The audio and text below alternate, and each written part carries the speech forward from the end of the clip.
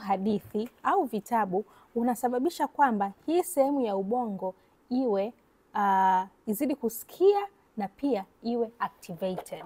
Kumsomea mtoto vitabu pia husaidia mfumo wake wa kusikia huanza kusikia maneno, mfumo wa kuona huanza kuona maneno, na pia anaweza kuanza kurelate sasa maneno pamoja na picha. Hata kabla hajaanza kusoma au kuongea, ubongo wa mtoto una uwezo wa kuhifadhi maneno, sentensi kwa kusikia tu. Kwa kutumia pia mfano wetu huu kwamba kusoma kwa sauti kutasaidia wewe kuweza kujaza hizi sehemu mapengo, kwa sababu umejaza maneno, umejaza sentensi, itamsaidia mtoto kuweza kusikia, kuona, kutambua.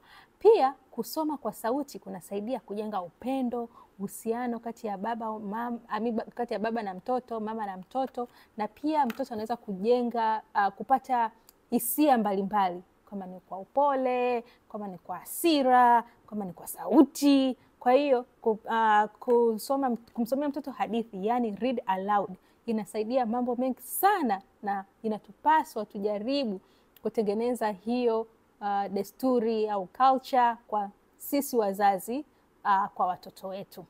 So bado naendelea encourage ndugu wazazi, ndugu walimu, kwamba tujitahidi kuwasomea watoto wetu hadithi. Vitabu mbalimbali vinaweza kuwa vya Kiswahili, vya Kiingereza, kwa lugha yoyote. Na kwa sababu hii pati ya ubongo wa mtoto, yani unaijaza, unaweza ukaweka. Ndio maana hata the same method inatumika hata kwa mtoto akiwa anajifunza lugha mpya. Kichina, you can find the same. French is the same, kwa sababu unailisha, ni kitu ambacho unaikilisha. So read aloud to a child is very important and is very productive to the child and to the parent as well.